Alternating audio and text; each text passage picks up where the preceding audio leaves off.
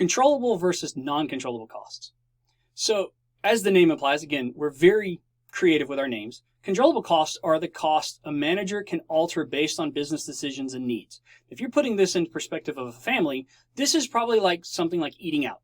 Okay, your eating out budget.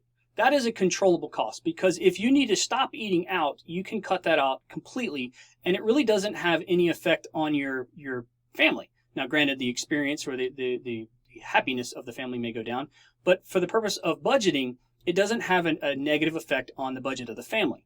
It actually has a positive effect, and it's something I can choose very quickly to do.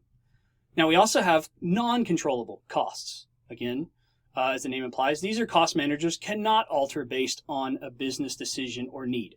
It's very hard when you're dealing with non-controllable costs. It's very hard to actually change in a kind of short amount of time. So this should be considered something like rent or a mortgage. Your cost that you're going to be paying rent is pretty much set, and you don't have any control over it whatsoever, or very minimal control over it whatsoever.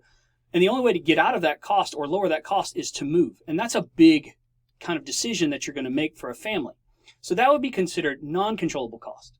Now, as a special for this series, I'm also going to include a third one that you're probably not going to hear a lot about in your classes, but I also have a third one that's called kind of controllable. And this is cost managers have some ability to alter based on the business decision or need. This would be like your food budget for a family. You can't get rid of all of your food budget because you can't stop eating, but you can alter it and you can lower it so you have some kind of control over it in some capacity. Same thing with gas. You need gas to drive from point A to point B, but you don't necessarily have to drive a lot of places outside of the necessity of the family.